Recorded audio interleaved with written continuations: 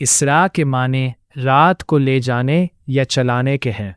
چونکہ نبی کریم کا یہ حیرت انگیز معجزانہ سفر رات کو ہوا تھا، اس لیے اس کو اسراء کہتے ہیں، اور قرآن مجید فرقان حمید میں اس کو اسی لفظ سے تعبیر کیا گیا ہے۔ سبحان الذی اسریٰ بعبدہ لیلاً، یعنی پاک ہے وہ ذات جو اپنے محبوب بندے حضرت محمد مصطفیٰ کو لے گیا۔ معراج عروج سے نکلا ہے، جس کے معنی اوپر چڑھنا کے ہے۔ چونکہ احادیث مبارکہ میں آپ سے مخرج لی مجھ کو اوپر چڑھایا گیا مروی ہے، اس لیے اس کا نام معراج ہے۔ آیت مبارکہ میں 3 کلمات قابل توجہ ہیں، 1 اسری، 2 عبدہ اور 3 لیلاً۔ اسری رات کو لے جانا اور لیلا سے مراد رات ہی کو ہے۔ لیلا کا لفظ 2 زیر کی وجہ رات کی قلت کو بیان کرتا ہے، یعنی رات کے تھوڑے حصے میں، یعنی راتوں رات۔ اس میر کے کرانے کا دعویٰ رب ذوالجلال والاکرام کا ہے۔ چونکہ سفر مجیر العقول ہے، اس لیے رب کائنات نے پہلے اپنی تسبیح بیان فرما دی تاکہ پڑھنے مٹنے والے کے دل میں یہ بات اتر جائے کہ جس ذات برحق نے سیر کراتی ہے وہ ہر قسم کی کمزوری، خامی اور نقص سے پاک ہے۔ اس کے لیے ایسی سیر راتوں رات کرا دینا ناممکن اور مشکل نہیں۔ صرف مسجد حرام سے مسجد اقصیٰ کی طرف جانے آنے کا سفر 1.5-2 ماہ کا تھا، لیکن رات کے کچھ حصے کا داومی اور دعویٰ بھی قادر مطلق رب ذوالجلال والاکرام کا ہے۔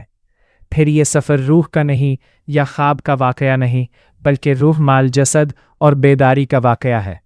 بیان شدہ تینوں کلمات میں اسری بعبدہ اور لیلا روح مال جسد بیداری میں سیر کی تائید قرآن حکیم سے ہی ہو جاتی ہے۔ اس کے لیے سورۃ الدخان کی آیت مبارکہ نمبر 23، سورۃ طٰہٰ کی آیت نمبر 77، سورۃ الشعراء کی آیت نمبر 52، سورۃ ہود کی آیت نمبر 81 اور سورۃ الحجر کی آیت مبارکہ نمبر 65 دیکھی جا سکتی ہے۔ ان آیات مبارکہ میں حضرت موسیٰ علیہ السلام اور حضرت لوط علیہ السلام کا واقعہ بیان ہے۔ سورۃ الدخان میں اللہ تعالیٰ حضرت موسیٰ علیہ السلام سے ارشاد فرماتا ہے، فَأَسْرِ بِعِبَادِي لَيْلًا إِنَّكُم مُتَّبَعُونَ، کہ راتوں رات میرے بندوں کو لے کر چلے جائیں، بے شک آپ کا پیچھا کیا جائے گا۔ اسی طرح سورۃ الشعراء کی آیت 52 میں ہے، وَأَوْحَيْنَا إِلَىٰ مُوسَىٰ أَنْ أَسْرِ بِعِبَادِي إِنَّكُم مُتَّبَعُونَ، اور ہم نے موسیٰ علیہ السلام کو وحی فرمائی کہ راتوں رات میرے بندوں کو لے کر چلے جائے، بے شک آپ کا پیچھا کیا جائے گا۔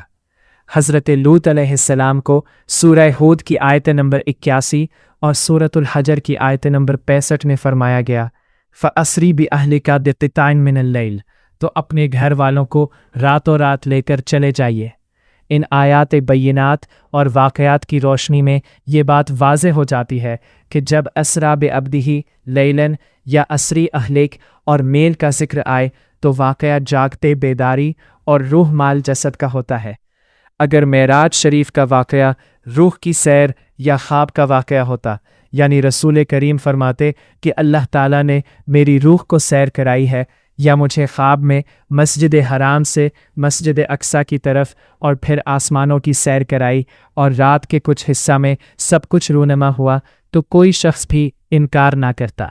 دعویٰ بیداری کی حالت میں سیر کرانے کا ہے، اس لیے عظمت رب ذوالجلال والاکرام اور مقام مصطفیٰ کے منکروں نے جھگڑا کھڑا کر دیا۔ لیکن قدرت کا کمال دیکھیے کہ اگر ایک طرف منکرین انکار پر مصر ہے تو دوسری طرف نبی کریم کے محسن حضرت صدیق اکبر رضی اللہ تعالی عنہ واقعہ کی تصدیق کر رہے اور فرما رہے کہ میں تو اس سے بھی بڑی باتوں کی تصدیق کرتا ہوں، اور اللہ کی طرف سے لقب صدیق حاصل کر رہے ہیں۔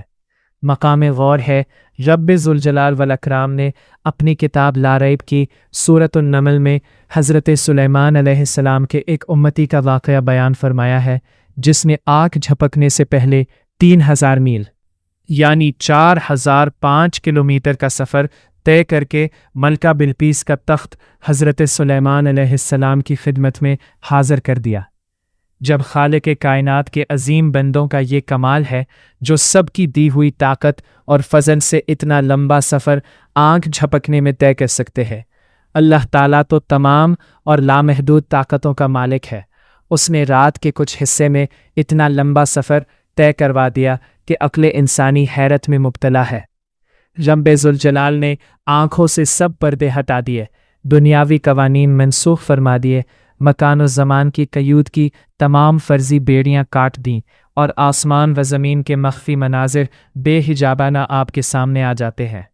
حضرت انس رضی اللہ تعالی عنہ سے روایت ہے، فرماتے ہیں رسول کریم نے فرمایا کہ معراج کی رات جب میں حضرت موسیٰ علیہ السلام کی قبر منور سے گزرا تو میں نے حضرت موسیٰ علیہ السلام کو قبر میں نماز پڑھتے